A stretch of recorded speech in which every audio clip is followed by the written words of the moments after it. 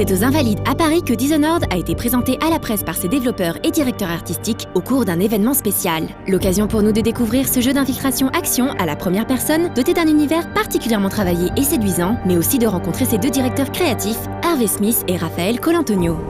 Harvey Smith, connu pour avoir co-designé avec Warren Spector les Deus Ex, sortis au début des années 2000, revient pour nous sur le début de sa collaboration avec le studio français Arkane et sa rencontre avec Raphaël.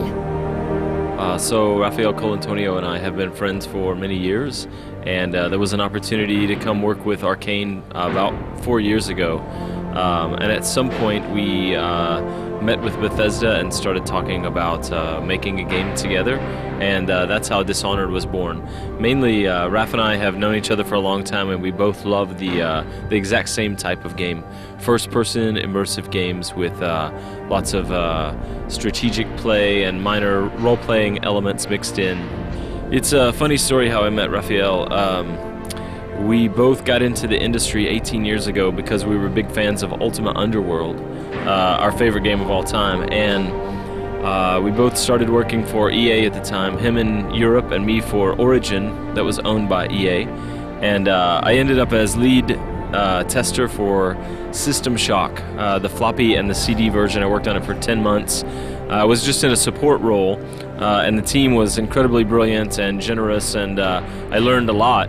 But what I didn't know is that over in Europe at the same time, Raph was also testing the game for them and was completely excited and engaged by working on this type of game, you know, similar to Underworld and by the same people. And so we both got our start that way, and then over the years we've both been drawn to these games that other people have made, like Thief or Bioshock or Far Cry 2 or Stalker.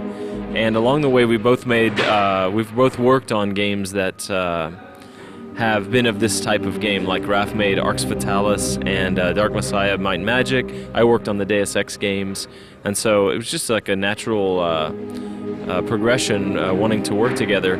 Les années sont passées et ensuite, bien plus tard, donc quand j'ai quitté Electronic Arts, que lui il avait aussi quitté Electronic Arts, et donc Origin, pour travailler sur Deus Ex avec Iron Storm.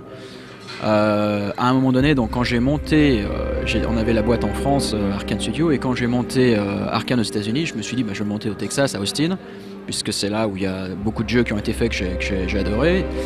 Et donc ça a été une opportunité aussi pour Harvey, quelques années plus tard, de nous rejoindre. Arkane possède donc un studio au Texas, à Austin, ainsi qu'un studio en France, dans la ville de Lyon. Les deux studios n'en fonctionnent pas moins comme une équipe unique, mais dispersée à travers le globe. Débuté il y a 3 ans maintenant, le développement de Dishonored a commencé autour d'une idée assez précise. Mais si les intentions de départ restent très proches du jeu que l'on a pu découvrir aux Invalides, de nombreux détails ont changé.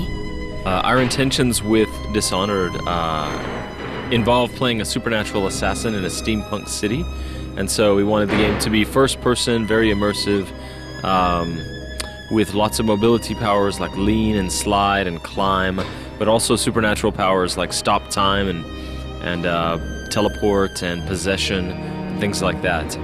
Harvey et moi, on est des fans de Lovecraft et Cthulhu, etc. Donc on s'était dit on va faire un truc bien hardcore où en fait à chaque fois qu'on doit faire un pouvoir, ça coûte des points de santé mentale. Enfin, on était vraiment dans ce truc-là.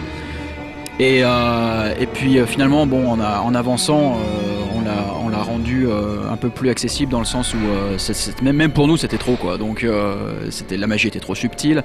Donc on est rentré dans une magie un peu plus évidente. Et ensuite on a rajouté la technologie et donc c'est comme ça que l'univers est devenu son propre univers.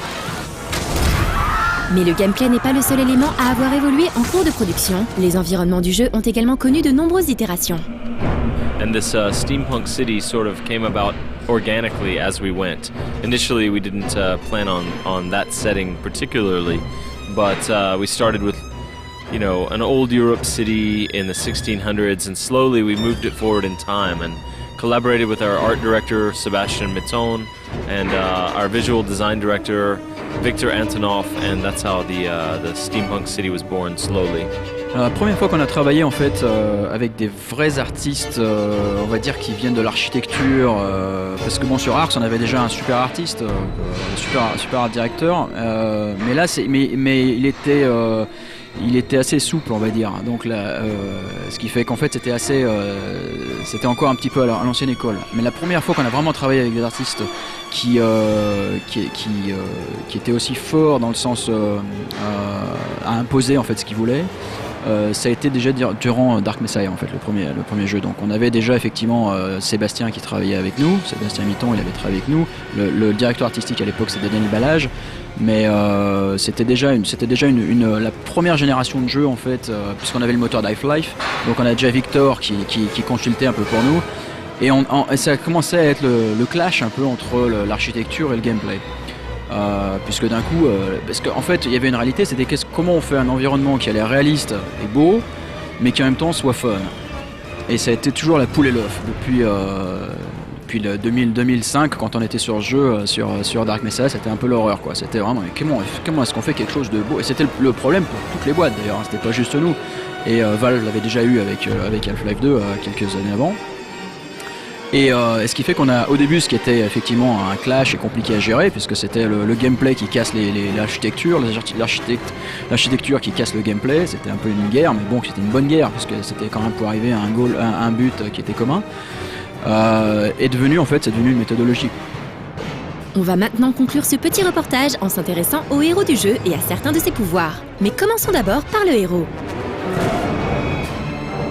In Dishonored, you play Corvo Attano, who is the bodyguard to the Empress, and he is falsely accused of her murder and framed for it. And we wanted to go with this classic universal story so that we could draw players in, because what's really important to us is the minute-to-minute narrative that the player creates with his own gameplay. Les nombreux pouvoirs surnaturels de Corvo ont fait l'objet de séances de prototypage intenses, sachant que la plupart d'entre eux peuvent être combinés. L'un des pouvoirs qui a attiré notre attention est la possession, qui permet au joueur de déplacer son corps tout entier et pas seulement son esprit. Le fait que la possession en fait soit corporelle, dans un sens où on rentre dans la personne et ensuite on l'utilise comme un véhicule en fait, vient du fait que c'était un filtre qu'on a appliqué à tout le design un petit peu. On voulait un jeu assez rapide, parce que souvent les jeux d'infiltration sont un peu lents, on doit attendre pendant longtemps, on doit observer la patrouille, ensuite on voulait ça aussi, mais on voulait aussi avoir la possibilité d'accélérer un peu le rythme. Et le problème de posséder un corps à distance, c'est qu'en fait on peut pas faire grand chose avec, parce qu'une fois qu'on est rentré dans l'endroit infiltré, ensuite si dès qu'on le dépossède on se retrouve dehors, on n'a rien gagné. Donc c'est pour ça qu'en fait on a trouvé ce petit twist pour en fait utiliser que ce soit un rat ou que ce soit un personnage humain, pour pouvoir l'utiliser comme un véhicule en fait.